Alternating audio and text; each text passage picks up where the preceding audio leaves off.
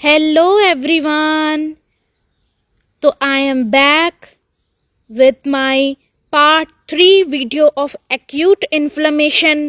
तो चलिए शुरू करते हैं। तो हमने लास्ट क्लास में इस डायग्राम को पूरा अच्छे से समझा था। अब हम स्टार्ट करेंगे टाइप्स ऑफ इन्फ्लेमेशन। इन्फ्लेमेशन दो प्रकार के होते हैं, acute inflammation and chronic inflammation. वैसे तो इन्फ्लेमेशन के और भी स्टेजेस होती हैं, जैसे एक्यूट, सब एक्यूट, क्रॉनिक एंड डीजेनरेटिव। पर फिलहाल इस वीडियो में अब हम समझेंगे एक्यूट और क्रॉनिक इन्फ्लेमेशन के बारे। तो एक्यूट इन्फ्लेमेशन आइए पढ़ते हैं। एक्यूट इन्फ्लेमेशन शॉर्ट ड्यूरेशन का होता है, मतलब 2 हफ्तों से कम, और ये हमारे बॉडी के अर्ली रिएक्शन को बताता है। मतलब अर्ली बॉडी रिएक्शन मतलब इसका मतलब ये है कि जैसे अगर हमें कुछ खांसी, सर्दी, उल्टी या फिर डायरिया हुआ या कोई पिंपल्स हो गए, स्किन इरप्शंस हो गए, ये सारी चीज़ें एक्यूट इन्फ्लेमेशन की कंडीशंस को दर्शाती हैं। मतलब एक्यूट इन्फ्लेमेशन मतलब कि ऐसे सिम्टम्स जो हमारी बॉडी प्रोड्यूस करती है, हमारे बॉडी का जो कचरा है, टॉक्सिन्स हो, उसको बहुत तेज़ी से एलिमिनेट करने के लिए जो रिएक्शंस बॉडी देती है, वो सबको हम एक्यूट रिएक्शंस बोलते हैं। और ये जो एक्यूट इन्फ्लेमेशन होता है, ये हमारी बॉडी के लिए बहुत अच्छा होता है, क्योंकि ये एक्यूट इन्फ्लेमेशन हमारी बॉडी से बहुत तेज़ी से टॉक्सिन्स को एक ही बार में एलिमिनेट कर देता है। तो हमें कोई महंगे ट्रीटमेंट्स लेने की ज़रूरत नहीं पड़ती। इसके लिए अपने बॉडी को डिटॉक्स कराने के लिए जो भी आयुर्वेद में, नेचुरोपैथी में जो भी ट्रीटमेंट्स होते हैं डिटॉक्सिफिकेशन के, वो सब के लिए हमें एक अलग से पैसे खर्च करके जाना नहीं पड़ता। अगर हम अपने घर में ही खुद का ट्रीटमेंट करके, कुछ फास्टिंग करके, खुद के ही ये सारे एक्यूट सिम्टम्स जैसे उल्टी, सर्दी, खांसी को घर पर ही ठीक कर ले, क्योंकि फिर हमें इतने पैसे देकर कहीं हॉस्पिटल्स में जाना ना पड़े। तो एक्यूट कंडीशंस हमारी बॉडी का एक प्रोटेक्टिव रिएक्शन होता है, हमारी बॉडी को प्रोटेक्ट करने के लिए, हमारी बॉडी से कचरा को एक ही बार में बहुत तेजी से एलिमिनेट करने के लिए।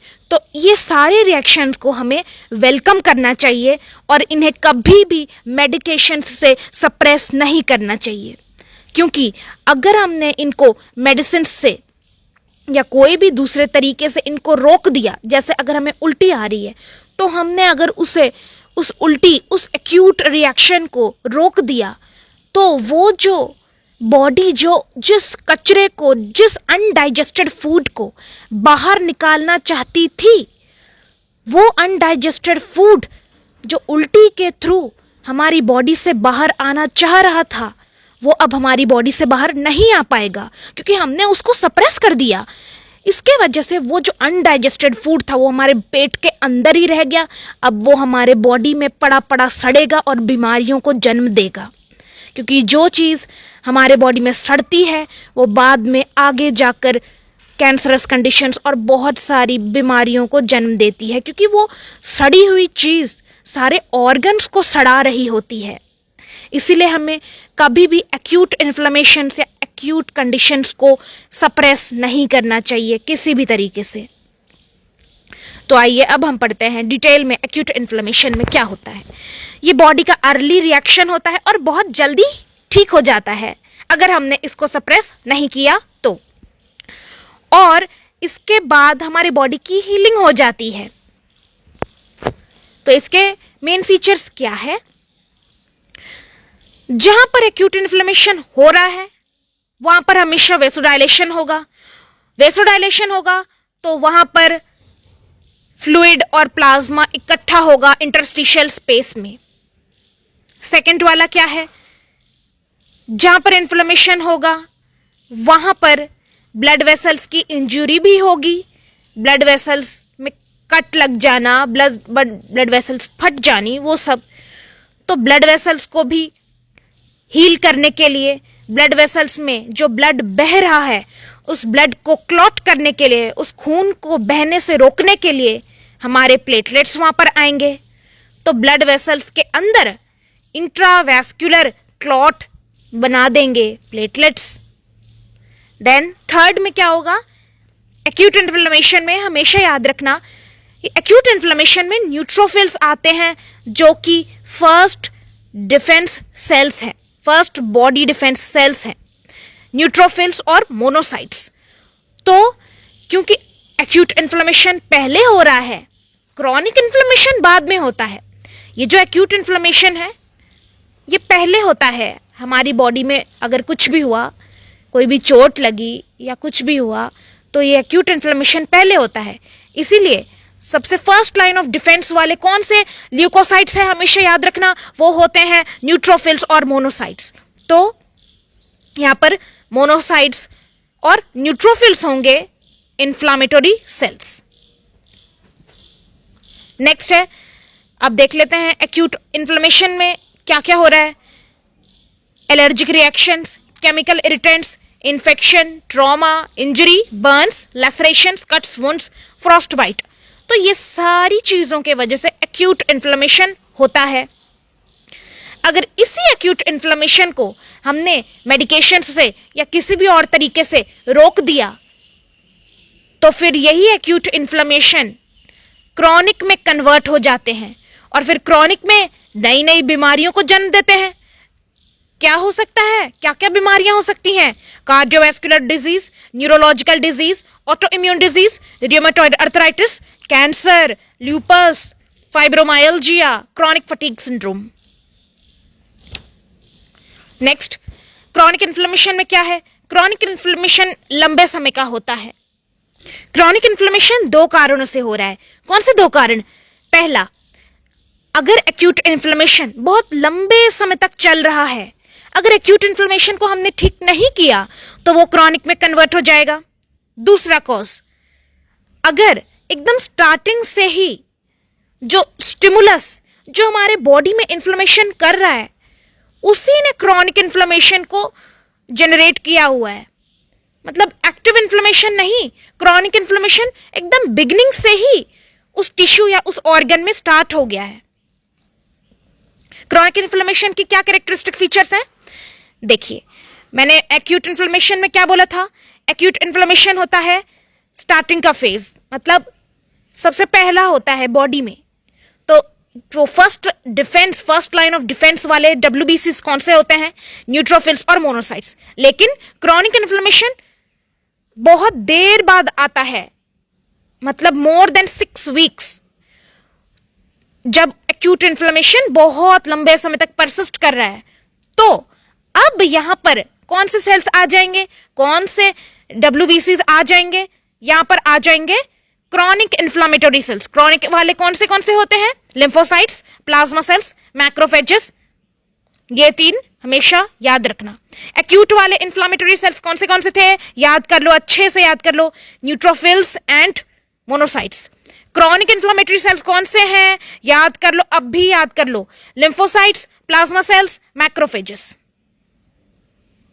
Granulation tissue formation and in specific situations as granulomatous inflammation. हम आगे पढ़ेंगे ग्रैनुलेशन टिश्यू क्या होता है। ग्रैनुलेशन टिश्यू में जो हमारे ब्लड वेसल्स के साथ साथ जो कोलेजन का डिपोजिशन हो रहा होता है, तो वो एरिया एक उठा हुआ एक ग्रैन्यूल के जैसा रेड कलर का दिखता है माइक्रोस्कोप में। ये होता है वुंड हीलिंग के टाइम पर, ये टिश्यू फॉर्मेशन होता है ग्रैनुलेशन टिश्यू। इसके बारे में हम डिटेल में वुंड हीलिंग में पढ़ेंगे। और कुछ स्पेसिफिक सिचुएशन में ग्रैनुलोमेटस इन्फ्लेमेशन होता है, ग्रैनुलोमास फॉर्मेशन हो जाते हैं, जैसे ट्यूबरक्लोसिस में, लेप्रेसी में।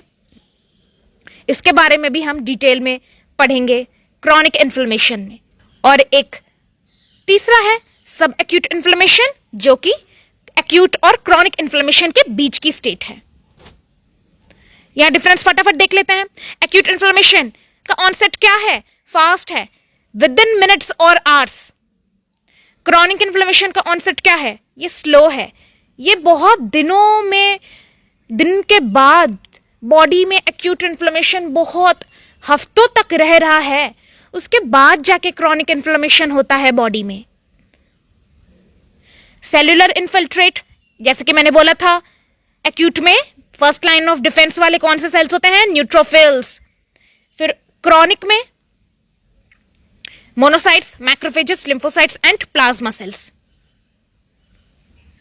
Tissue injury, fibrosis. Acute inflammation में टिश्यू इंजरी बहुत माइल्ड होती है और वो सेल्फ लिमिटेड मतलब खुद से ठीक हो जाने वाली। लेकिन क्रॉनिक में टिश्यू इंजरी बहुत सीवियर होती है। इसमें जो टिश्यू इंजरी होती है, जो भी टिश्यू में जो इंजरी हो रही है, जैसे अगर किसी ऑर्गन में इंजरी हो रही है तो उस ऑर्गन में, जैसे किडनी में क्रोनिक इन्फ्लेमेशन हो गया, नेफ्राइटिस, तो वो किडनी के सेल्स के लेवल में, टिश्यूज के लेवल में इतना डैमेज हो चुका है कि, और वो जो डैमेज है वो बहुत प्रोग्रेसिव हो रहा है, तो हम बोलेंगे कि उस किडनी में क्रॉनिक इन्फ्लेमेशन हो गया है और वो खुद से ठीक भी नहीं हो रहा है।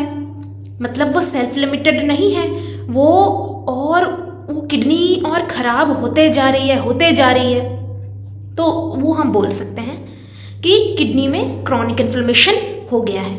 Then local and systemic signs. Acute में ये लोकल साइंस और सिस्टेमिक साइंस बहुत प्रोमिनेंट है। मतलब कि जैसे अगर हमें कोई भी एक्यूट डिजीजेस होती हैं, एक्यूट डिजीजेस मतलब खांसी, सर्दी, बुखार, उल्टी, डायरिया, ये सब होती हैं एक्यूट डिजीज। मतलब जो कुछ देर के लिए आती हैं, उनमें न्यूट्रोफिल्स काम करते हैं, वो माइल्ड होती है टिश्यू इंजरी, वो खुद से ठीक हो जाते हैं और इनके जो साइंस होते हैं वो बहुत हमें प्रोमिनेंट दिखते हैं इंसान के शरीर पर कि हाँ उसे ये हो रहा है, उसे बुखार आ रहा है, वो बीमार पड़ रहा है, उसे उल्टी आ रही है, उसे दस्त लग रहे हैं, तो वो सारे साइंस बहुत ना प्रोमिनेंट है, वो हमें दिख रहे हैं उस इंसान में। तो हम बोल सकते हैं कि हाँ इसके बॉडी में एक्यूट इन्फ्लेमेशन की स्टेज चल रही है। लेकिन क्रॉनिक इन्फ्लेमेशन में हमें ये सब साइंस दिखते ही नहीं है या फिर बहुत कम दिखते हैं। मतलब बहुत पुरानी हो गई है बीमारी, ऐसा हम कह देते हैं कि अब इसकी बॉडी ने रिएक्ट करना ही छोड़ दिया, इतनी ज्यादा वो आगे की स्टेज में पहुंच गई है। तो क्रॉनिक इन्फ्लेमेशन में लोकल साइंस और सिस्टेमिक साइंस कम दिखते हैं और एक्यूट इन्फ्लेमेशन में बहुत प्रोमिनेंट होते हैं। नेक्स्ट हम डिटेल में पढ़ते हैं एक्यूट इन्फ्लेमेशन। अब हम बहुत अच्छे से पढ़ेंगे। तो एक्यूट इन्फ्लेमेशन में दो स्टेजेस हम पढ़ेंगे, एक है वैस्कुलर इवेंट्स, दूसरा cellular events. Acute inflammatory response by the host to any agent is a continuous process, but for the purpose of discussion, it can be divided into following two events. मतलब कि ये अभी मैं जितनी भी stages आपको पढ़ाऊंगी वो सारी स्टेजेस ऐसा नहीं है कि एक अलग अलग टाइम पे हो रही हैं, नहीं, मैं जितनी भी स्टेजेस अभी आपको पढ़ाऊंगी वो एकदम कंटिन्यूअसली होती हैं बॉडी में। लेकिन पढ़ाने के लिए हम इसे अलग अलग इवेंट्स करके पढ़ाते हैं। मतलब ये जो वैस्कुलर इवेंट्स में जो होगा ब्लड वेसल्स के अंदर, उसको हम वैस्कुलर इवेंट्स बोल दिए, तो ब्लड वेसल के अंदर जो भी इवेंट्स होंगे उसी के साथ साथ ये सेल्यूलर इवेंट्स भी चल रहे हैं। मतलब ये दोनों में एकदम बहुत ज्यादा गैप नहीं है कि ये वैस्कुलर इवेंट्स सुबह पर हो रहे हैं, सेल्यूलर इवेंट्स उसके बाद वो शाम को हो रहे हैं, बहुत एक क्लियर का डिमार्केशन नहीं है, एक कंटिन्यूअस प्रोसेस है। Intimately linked to these two processes is the release of mediators of acute inflammation. Yes, we will study. सबसे पहले स्टार्ट करते हैं वैस्कुलर इवेंट्स। वैस्कुलर इवेंट्स मतलब कि हमारे जो भी माइक्रोवैस्कुलेचर में जो भी स्टेज चेंजेस आ रहे हैं उसको हम वैस्कुलर इवेंट्स में इंक्लूड करेंगे। माइक्रोवैस्कुलेचर क्या होता है? जो हमारी जो आर्टरीज होती हैं वो डिवाइड होके बनती हैं आर्टेरियोल्स, आर्टेरियोल्स डिवाइड होके बनती हैं कैपिलरीज, फिर कैपिलरीज वापस ज्वाइन होके बनती हैं वेन्यूल्स और बहुत सारे वेन्यूल्स ज्वाइन होके बनाते हैं वेन। इतना हमें पता है। तो आर्टेरियोल्स, कैपिलरीज और वेन्यूल्स, ये तीनों को मिलाकर हम बोल देते हैं माइक्रो सर्कुलेशन। तो इन्हीं तीनों में जो जो चेंजेस आ रहे हैं वो सबसे अर्लीस्ट रेस्पॉन्स होता है किसी भी टिश्यू इंजरी का।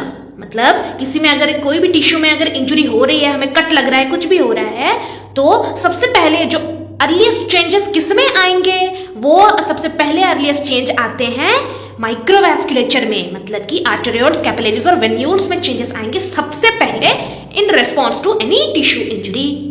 ठीक है, अब ये चेंजेस क्या क्या आएंगे हमारे आर्टेरियोल्स, कैपिलरीज, वेन्यूल्स में क्या चेंजेस आएंगे, आइए देखते हैं। सबसे पहला हीमोडायनेमिक चेंज और फिर दूसरा चेंजेस इन वैस्कुलर परमेबिलिटी।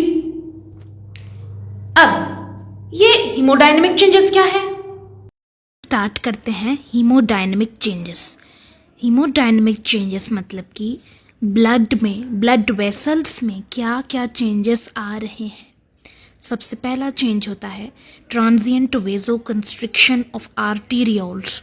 मतलब कि ट्रांजिएंट मतलब कुछ समय के लिए आर्टेरियोल्स का वेसोकंस्ट्रिक्शन हो जाना, मतलब वो उनका डायमीटर कम हो जाना। तो ये कब होगा, ये सबसे पहला इवेंट है वेसोकंस्ट्रिक्शन, ट्रांजिएंट कुछ समय के लिए। जैसे हमें कभी कट लगा किसी भी बॉडी पार्ट में, तो वहाँ से खून बहने लगेगा, वहाँ की ब्लड वेसल्स भी कट हुई, जहाँ पर जैसे हमें हाथ में चोट लग गई, उस जहाँ पर हमें कट लगा या चोट लगी वहाँ की ब्लड वेसल्स भी डैमेज हुई। तो अब उन ब्लड वेसल्स, उस माइक्रोवैस्कुलेचर से खून निकलने लगा।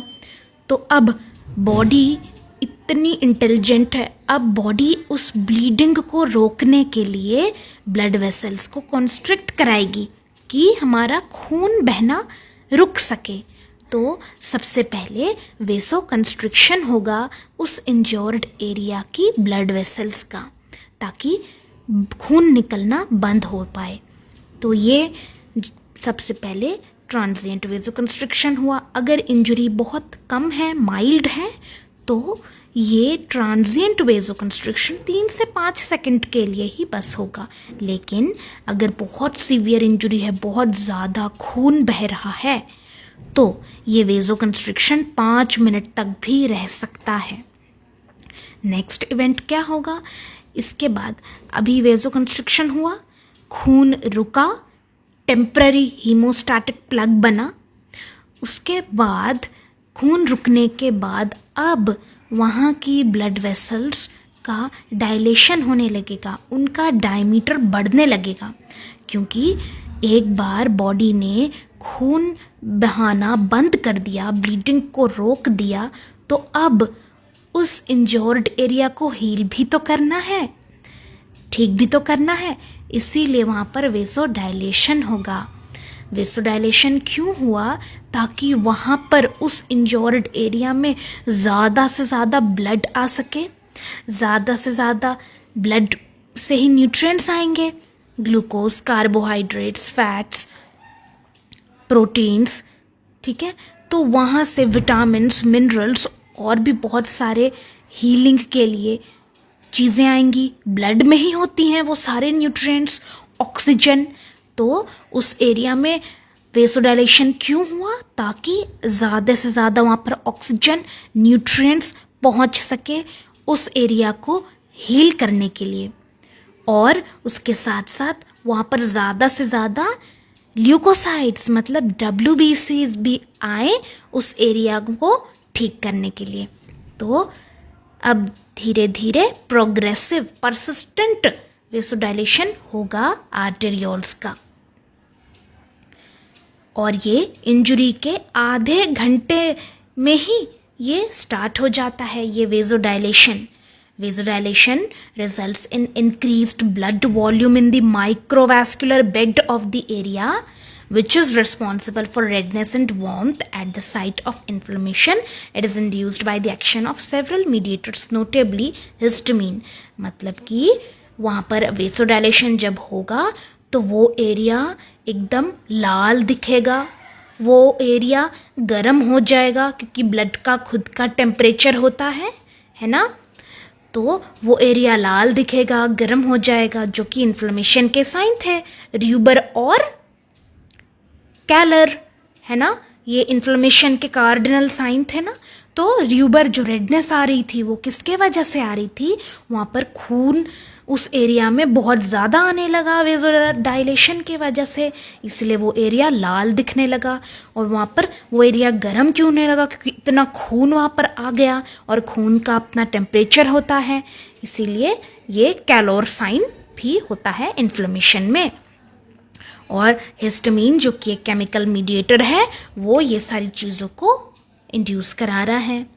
और इसका नीचे इस बॉक्स में वही लिखा है जो मैंने आपको पहले बताया कि वहाँ पर ब्लड फ्लो क्यों बढ़ रहा है, ताकि हम वो उस इंजरी के एरिया में ज़्यादा से ज़्यादा इम्यून सेल, ज़्यादा से ज़्यादा न्यूट्रिएंट्स, ऑक्सीजन पहुँचा सके उस एरिया में, ताकि उस एरिया की हीलिंग रैपिडली हो सके। नेक्स्ट क्या होगा, अब इतना वेज़ोडाइलेशन हो रहा है, प्रोग्रेसिव हो रहा है, तो उस एरिया में खून का जो प्रेशर है वो तो बढ़ेगा। जो खून का प्रेशर होता है ब्लड वेसल्स में, उसी को हम हाइड्रोस्टैटिक प्रेशर बोल देते हैं, है ना।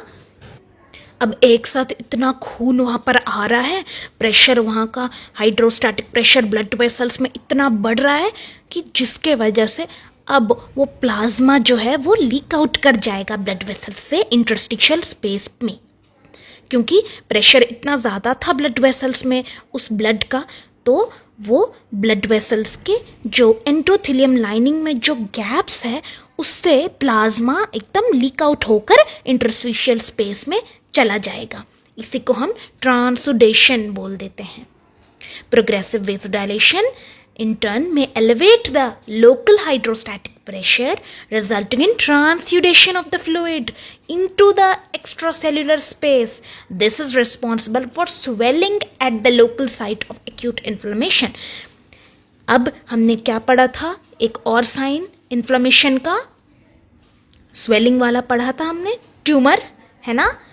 तो वो स्वेलिंग क्यों आ रही है इन्फ्लेमेशन के एरिया में, क्योंकि वहाँ का जो फ्लूइड था, ब्लड वेसल्स का जो फ्लूइड था वो लीक आउट होके एक्स्ट्रा सेलुलर स्पेस में चला गया, तो उस एरिया में सूजन आ गई। नेक्स्ट स्टेप क्या होगा, स्टेसिस या फिर slowing of the micro circulation.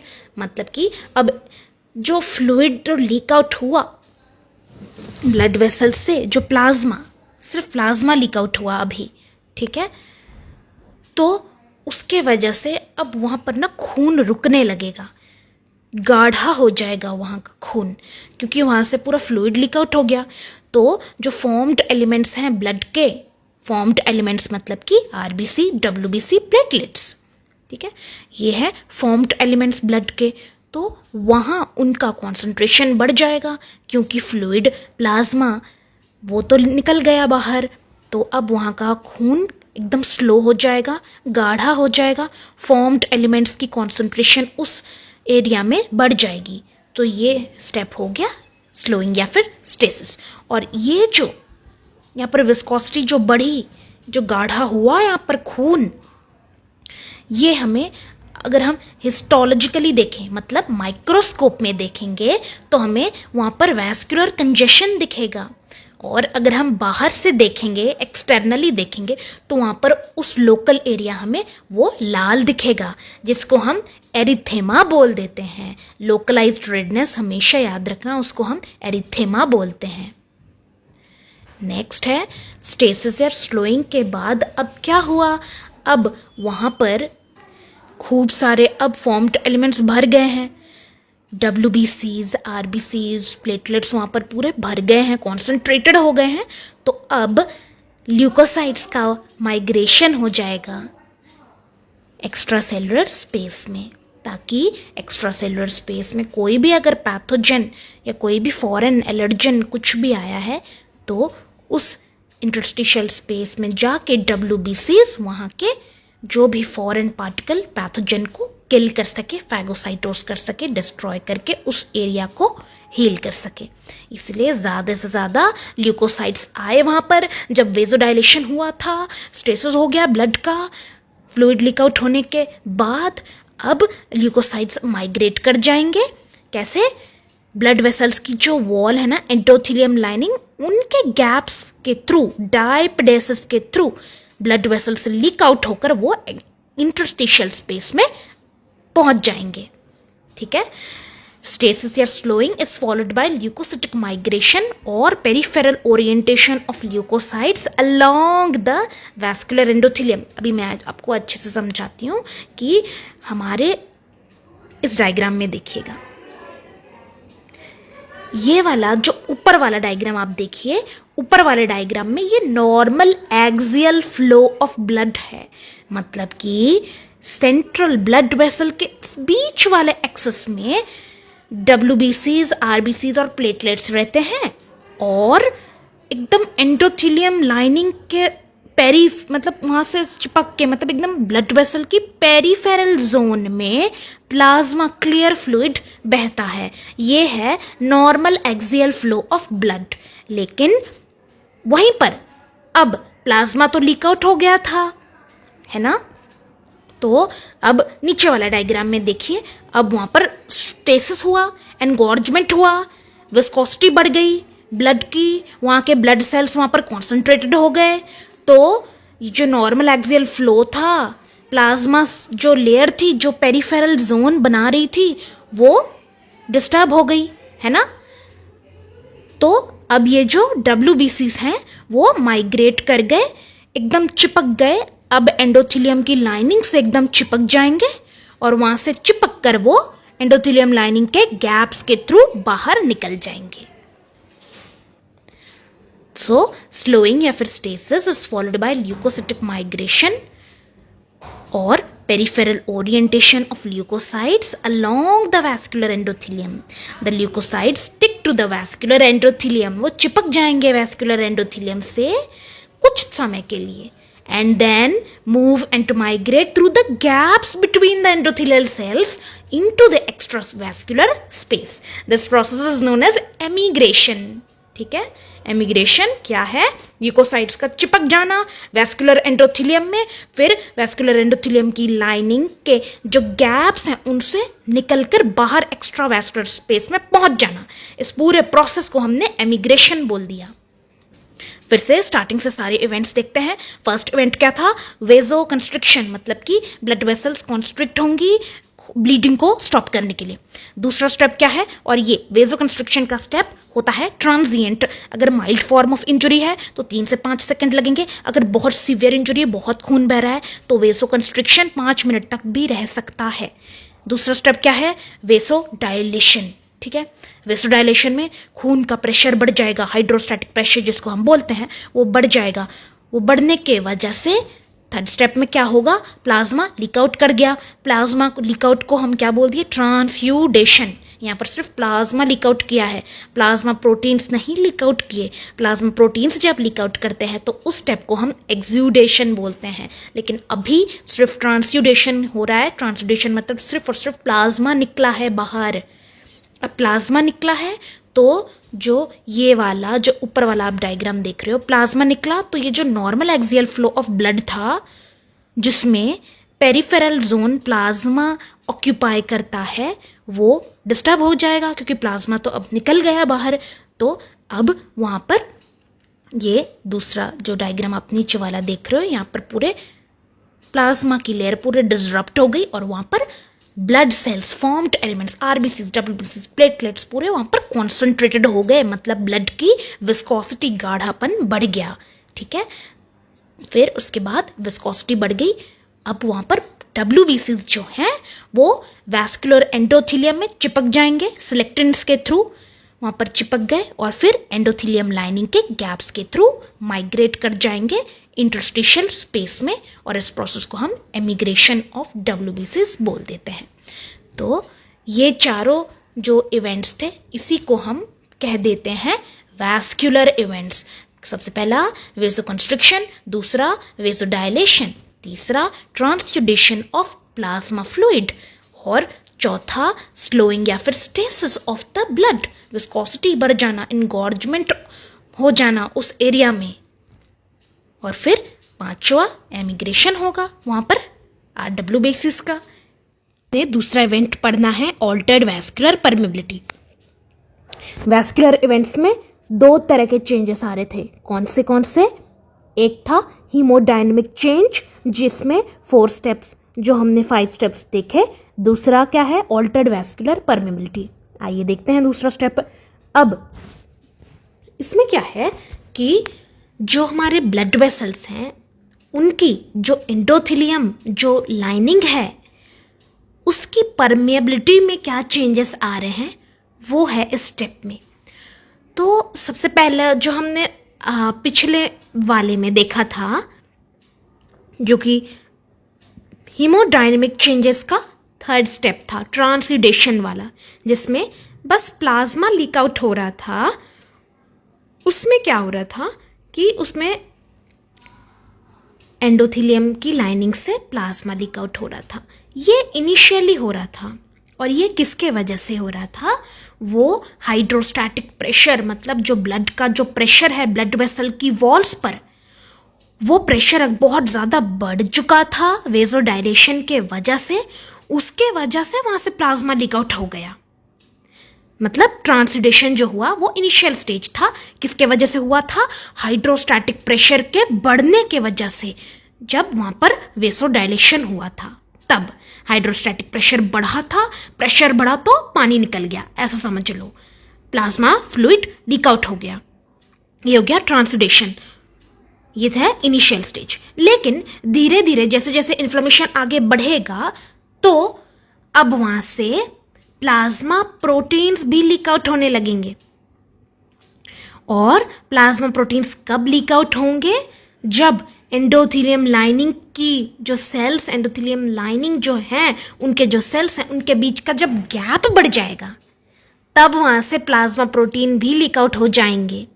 इस प्रोसेस को हम बोलते हैं एक्सुडेशन। एक्सुडेशन मतलब कि leakage of the plasma proteins through the increased permeability of the blood vessel lining. मतलब कि जब ब्लड वेसल्स की एंडोथेलियम की लाइनिंग में गैप्स बढ़ गए तब वहां से प्लाज्मा प्रोटीन्स लीक आउट हो जाएंगे। इसको हम बोलते हैं एक्सुडेशन। ठीक है। और जो फ्लूइड लीक आउट हुआ हम उसको एक्सुडेट बोल दिए। कैरेक्टरिस्टिक इन्फ्लामेटोरी एक्सुडेट है ना, appears by increased vascular permeability of micro circulation. तो याद रखो, हमेशा याद रखो, सबसे पहले इनिशियली क्या होगा? अभी इनिशियली एंडोथेलियम लाइनिंग की जो सेल्स हैं उनमें गैप्स नहीं बने हैं, तो वहां से सिर्फ फ्लूइड लीक आउट हो रहा है। किसके वजह से हो रहा है? हाइड्रोस्टैटिक प्रेशर के बढ़ने के वजह से, वेसोडायलेशन के वजह से। लेकिन जैसे जैसे इन्फ्लेमेशन बढ़ रहा है तो वहाँ पर एंडोथेलियम लाइनिंग में गैप्स बढ़ रहे हैं, तो वहाँ से बड़ी चीज़ें निकल जाएंगी। बड़ी चीज़ें क्या है? Plasma proteins.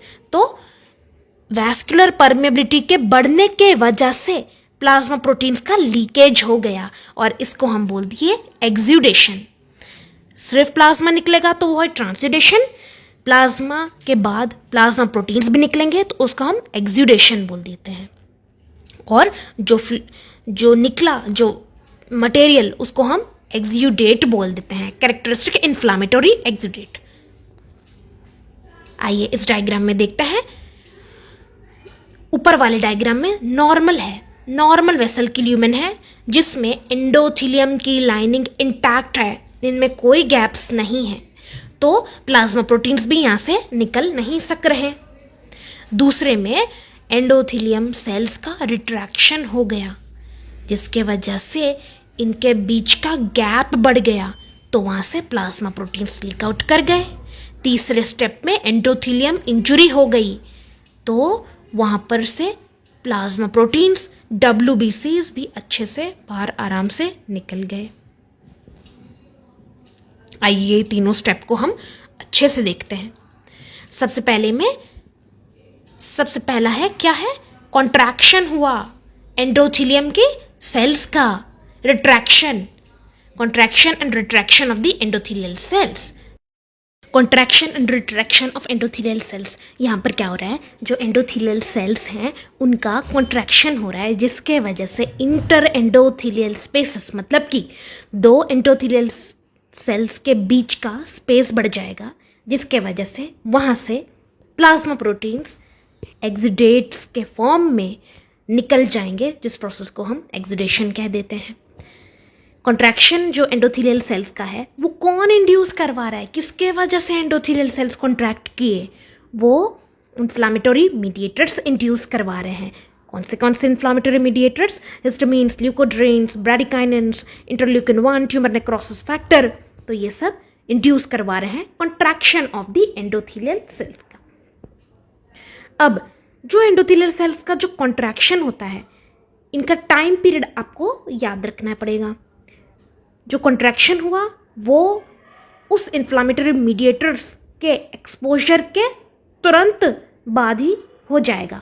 मतलब कि इन्फ्लामेटरी मीडिएटर्स ने इंड्यूस किया इन एंडोथेलियल सेल्स को कॉन्ट्रैक्ट करने के लिए। तो जैसे ही उन्होंने इंड्यूस किया तो वो 15 से 30 मिनट के अंदर ही उनका कॉन्ट्रैक्शन हो जाएगा। और ये कॉन्ट्रैक्शन शॉर्ट लिव्ड है, जिसको हम इमीडिएट ट्रांजिएंट रेस्पॉन्स कह देते हैं। मतलब कि तुरंत होने वाला, छोटे से समय वाला, तुरंत होने वाला 15 से 30 मिनट में हो जा रहा है, शॉर्ट लिव्ड है, इसीलिए ट्रांजिएंट। तो इमीडिएट ट्रांजिएंट रेस्पॉन्स। कौन से साइट, मेन साइट कौन सा है जिसमें ये कॉन्ट्रैक्शन हो रहा है एंडोथेलियल सेल्स का? तो मेन साइट है पोस्ट कैपिलरी वेन्यूल्स का। ठीक है, मतलब कि जो कैपिलरी बेड है उसके बाद जो वेन्यूल्स बन रही हैं वहां पर मेनली ये प्रोसेस होता है इमीडिएट ट्रांजिएंट रेस्पॉन्स। मतलब कि जो कॉन्ट्रैक्शन ऑफ एंडोथेलियल सेल्स है वो सबसे पहला तुरंत किस में होगा? पोस्ट कैपिलरी वेन्यूल्स में होगा। और जो रिट्रैक्शन का प्रोसेस है उसकी टाइमिंग क्या है? लास्ट पैराग्राफ में देखिए, जो रिट्रैक्शन का मैकेनिज्म है उसकी टाइमिंग होती है 4 से 6 घंटे इंजरी के बाद। इंजरी के 4 से 6 घंटे बाद होगा रिट्रैक्शन। और ये शॉर्ट लिव्ड नहीं है, ये 2 से 4 घंटे या उससे ज़्यादा देर तक चलेगा। ठीक है, तो कॉन्ट्रैक्शन का प्रोसेस था, तुरंत हो रहा था, 15 से 30 मिनट में ही हो रहा था और छोटे समय के लिए हो रहा था, इसीलिए इमीडिएट ट्रांजिएंट रेस्पॉन्स। लेकिन और ये वाला इमीडिएट ट्रांजिएंट रेस्पॉन्स किस में हो रहा था? पोस्ट कैपिलरी वेन्यूल्स में हो रहा था। Then next retraction. रिट्रैक्शन में वो इंजरी के 4 से 6 घंटे बाद हो रही थी और वो शॉर्ट लिव्ड नहीं, वो चल रही थी 2 से 4 घंटे, उससे ज़्यादा देर तक वो रिट्रैक्शन का प्रोसेस चल ही रहा है, जिसको हम डिलेड एंड प्रोलॉन्ग्ड लीकेज कह देते हैं। ठीक है, तो कॉन्ट्रैक्शन और रिट्रैक्शन समझ आया आपको? कॉन्ट्रैक्शन में कौन एलिसिट कर रहा है ये response? Histamines, leukotrienes, bradykinins, interleukin 1, tumour necrosis factor. तुरंत हो रहा है, 15 से 30 मिनट में हो रहा है और शॉर्ट लिव्ड है, इसलिए हम इमीडिएट ट्रांजिएंट रेस्पॉन्स इसको कह देते हैं। और कहाँ पर हो रहा है? पोस्ट कैपिलरी वेन्यूल्स में हो रहा है सबसे पहला बार। रिट्रैक्शन कब हो रहा है? इंजरी के 4 से 6 घंटे बाद हो रहा है और 2 से 4 घंटे या उससे ज़्यादा देर तक चल रहा है रिट्रैक्शन। नेक्स्ट है एंडोथेलियल इंजरी। अब कॉन्ट्रैक्शन और रिट्रैक्शन के बाद इसका नेक्स्ट ब्लड वेसल्स की एंडोथेलियम लाइनिंग में अब इंजरी स्टार्ट होना शुरू हो गई। पहले तो एंडोथेलियल सेल्स ने खुद को कॉन्ट्रैक्ट किया, यही इन्फ्लामेटरी मीडिएटर्स के वजह से खुद को उनका कॉन्ट्रैक्शन हुआ, लेकिन अब ना यही एंडोथेलियल सेल्स में इंजरी होने लगेगी। अब ये इंजरी के क्या क्या कॉजेज हैं, आइए देखते हैं। ये जो मैंने रेड से मार्क किया है ना फर्स्ट पैराग्राफ में, ये सारे कॉजेज हैं कि एंडोथेलियल सेल्स को इंज्योर कौन कर रहा है। या तो हमें बहुत सीवियर इंजरी हो गई है, जल गया है हमारा कोई भी बॉडी पार्ट, ठीक है, या फिर कोई भी माइक्रोब्स जो है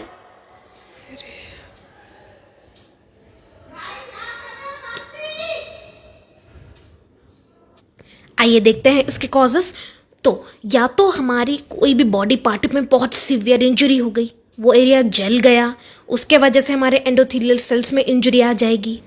या तो कोई भी माइक्रोब्स हैं, जैसे कोई बैक्टीरिया, वायरस, फंजाई, कोई भी है, वो अपने टॉक्सिन्स को रिलीज कर रहे हैं, है ना, एक्सोटॉक्सिन्स जो माइक्रोब्स बैक्टीरिया रिलीज करते हैं, उनके वजह से हमारे एंडोथेलियल सेल्स में इंजरी हो रही है, या फिर न्यूट्रोफिल्स जो हैं जो एंडोथेलियम की लाइनिंग से पहले चिपकेंगे फिर उसके बाद वो लीक आउट करेंगे, है ना।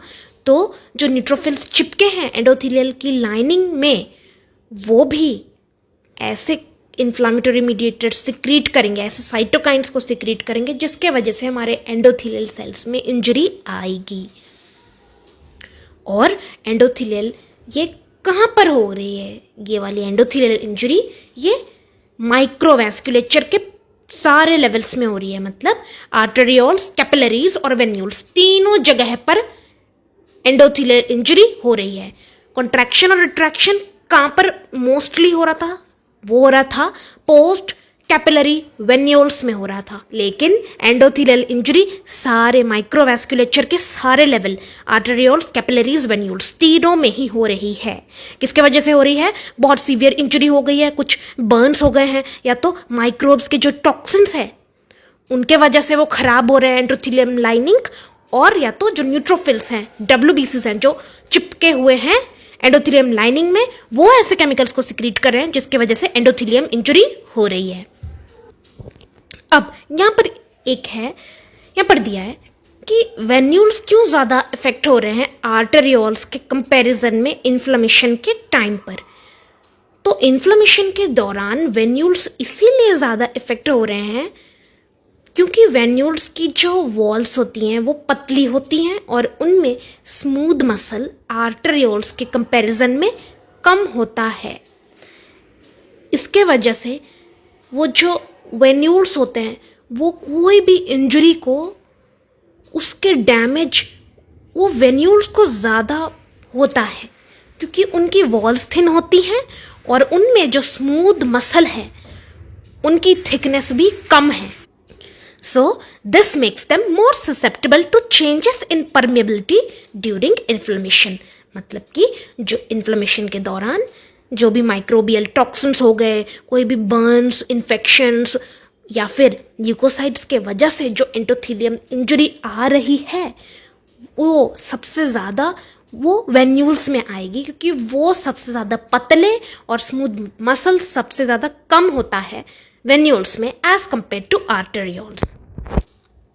नेक्स्ट, एंडोथेलियल इंजरी ल्यूकोसाइट्स के वजह से हो रही है। वही यहाँ पर लिखा है कि जो ल्यूकोसाइट्स जो चिपके हुए हैं एंडोथेलियम की लाइनिंग में at the site of inflammation, वहाँ पर वही डब्ल्यूबीसीज, वही ल्यूकोसाइट्स प्रोटियोलिटिक एंजाइम्स को सिक्रीट कर रहे हैं, मतलब कि प्रोटीएजेस, प्रोटीन को डाइजेस्ट करने वाले एंजाइम्स को, टॉक्सिन्स को, रिएक्टिव ऑक्सीजन स्पीशीज को सिक्रीट कर रहे हैं जिसके वजह से हमारी एंडोथेलियम की लाइनिंग खराब हो रही है, नेक्रोसिस हो रही है उसमें, जिसके वजह से एंडोथेलियम के बीच के गैप्स भी और बढ़ रहे हैं। दिस फॉर्म, वही लिखा है, this form of increased vascular leakiness affects mostly venules and is a late response। और यहाँ पर एग्जाम्पल दिया है जहाँ पर पल्मनरी वेन्यूल्स और कैपिलरीज का यहाँ पर एग्जाम्पल दे दिया है। Examples are seen in sites where leukocytes adhere to the vascular endothelium, example in pulmonary venules and capillaries। Then leakiness in neovasculature, मतलब कि जो न्यू ब्लड वेसल्स बनी है, एंजियोजेनेसिस जो हुआ है वैस्कुलर एंडोथेलियल ग्रोथ फैक्टर के वजह से, जो न्यू ब्लड वेसल्स बनी, एंजियोजेनेसिस हुआ, वो न्यू ब्लड वेसल्स भी बहुत ना पतली होती हैं, बहुत कमज़ोर बनती हैं, उनमें भी स्मूथ मसल्स ना कम होती हैं, कोलेजन कम होता है, तो वो भी बहुत पतली होती हैं। जो भी नई ब्लड वेसल्स बनती हैं तो वो भी कमज़ोर हैं, वो भी पतली हैं, तो उनमें भी इंजरी के चांसेस ज़्यादा होते हैं। तो यही है, the newly formed capillaries under the influence of vascular endothelial growth factor during the process of repair and in tumors are excessively leaky। जब वुंड हीलिंग होती है तब न्यूवैस्कुलराइजेशन होता है। जब कोई भी कैंसर बढ़ रहा होता है, फैल रहा होता है, मेटास्टेसिस हो रही होती है, तब वहाँ पर न्यू ब्लड वेसल्स बनती हैं। तो जितनी भी न्यू ब्लड वेसल्स बनती हैं, एंजियोजेनेसिस होता है किसके वजह से? वैस्कुलर एंडोथेलियल ग्रोथ फैक्टर के वजह से। तो वो सारी न्यू ब्लड वेसल्स बहुत कमज़ोर होने के वजह से उनमें चांसेस, उनका इंज्योर होने का चांस सबसे ज़्यादा होता है, इसीलिए वो सबसे ज़्यादा लीकी हो जाती हैं। अब आपको ये टेबल में आपको बहुत अच्छे से समझ आ जाएगा कि कौन सा इवेंट की टाइमिंग कौन सी है और वो कौन से माइक्रोवैस्कुलेचर के कौन से पार्ट को सबसे ज़्यादा इंज्योर कर रही है और कौन कर रहा है। सबसे पहले था, आइए फटाफट देख लेते हैं। सबसे पहले है एंडोथेलियल सेल कॉन्ट्रैक्शन। सबसे कॉन्ट्रैक्शन हुआ था जो हमने देखा था वो किस में हो रहा था? सबसे पहले पोस्ट कैपिलरी वेन्यूल्स में हो रहा था। ये इसकी टाइमिंग कब थी? ये इमीडिएट था, ट्रांजिएंट रेस्पॉन्स था, तुरंत हो रहा था 15 से 30 मिनट के अंदर ही, और छोटे से समय के लिए, शॉर्ट लिव्ड था, इसलिए यह है इमीडिएट ट्रांजिएंट रेस्पॉन्स। किसके वजह से हो रहा था? हिस्टामिन्स, ल्यूकोट्रीन्स, ब्रैडिकाइनिन्स, ये सब के वजह से हो रहा था। और इसका एग्जाम्पल है, ये कॉन्ट्रैक्शन किसके वजह से हो गया? माइल्ड थर्मल इंजरी की वजह से। फिर रिट्रैक्शन हुआ एंडोथेलियल सेल्स का। रिट्रैक्शन ये भी पोस्ट कैपिलरी वेन्यूल्स में हो रहा है, और इसकी टाइमिंग क्या है? ये इंजरी के 4 से 6 घंटे के बाद होता है और लंबे समय तक चलता है, इसीलिए इसको डिलेड प्रोलॉन्ग्ड रेस्पॉन्स कहते हैं। किसके वजह से हो रहा है? Interleukin 1, tumour necrosis factor alpha. इसका एग्जाम्पल क्या है? In vitro only. In vitro only मतलब कि ये सब हम लैब्स में ही देख सकते हैं। इन विवो मतलब लिविंग टिश्यूज में इसका एग्जाम्पल नहीं दिया गया है। देन थर्ड स्टेप में डायरेक्ट एंडोथेलियल सेल इंजरी। पहला क्या था? कॉन्ट्रैक्शन हुआ, दूसरा रिट्रैक्शन हुआ, तीसरा डायरेक्ट इंजरी हो रही है हमारे एंडोथेलियल सेल्स में। ये कहाँ पर हो रही है? सारे लेवल्स, माइक्रोवैस्कुलेचर के सारे लेवल्स में, आर्टेरियोल्स, कैपिलरीज, वेन्यूल्स, तीनों में हो रही है। और इसकी टाइमिंग क्या है?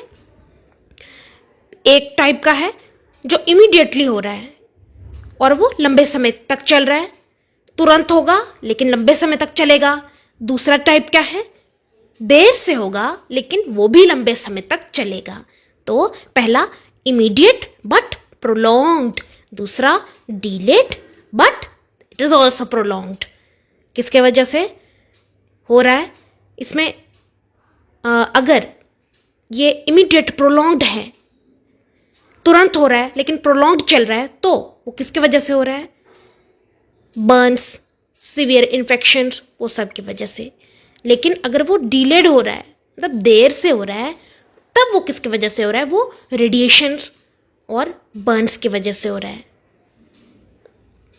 और इसमें हो क्या रहा है? एंडोथेलियल सेल इंजरी में हो क्या रहा है? जो एंडोथेलियल के जो सेल्स हैं ना, वो सड़ रहे हैं, वो खराब हो रहे हैं, तो सेल नेक्रोसिस हो रहा है और वो एंडो ब्लड वेसल की लाइनिंग से टूट जा रहे हैं, डिटैच हो जा रहे हैं। तो ये होता है एंडोथेलियल सेल इंजरी, जिसमें सेल नेक्रोसिस हो रहा है एंड डिटैचमेंट हो रहा है। देन नेक्स्ट फोर्थ स्टेप में ल्यूकोसाइट्स के वजह से एंडोथेलियल इंजरी आ रही है। ये मेनली कहाँ पर हो रहा है? कैपिलरीज और वेन्यूल्स में। इसका टाइमिंग क्या है? डिलेड हो रहा है लेकिन लंबे समय तक चल रहा है।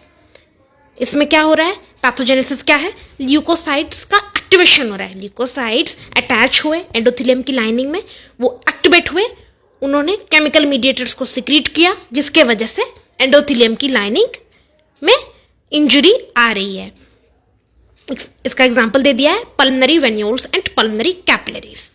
देन फिफ्थ वाला न्यूवास्कुलराइजेशन, मतलब कि new blood vessel formation, angiogenesis. ये भी माइक्रोवैस्कुलेचर के सारे लेवल्स में हो रहा है, आर्टेरियोल्स, कैपिलरीज और वेन्यूल्स में। और इसका जो रेस्पॉन्स का टाइप है वो कोई भी हो सकता है, मतलब इमीडिएट भी हो सकता है, डिलेड भी हो सकता है। मेनली ये डिलेड ही होगा क्योंकि न्यू ब्लड वेसल्स थोड़ा समय बाद बनती हैं। इसका पैथोजेनेसिस क्या है? किसके वजह से न्यू ब्लड वेसल्स बन रही हैं?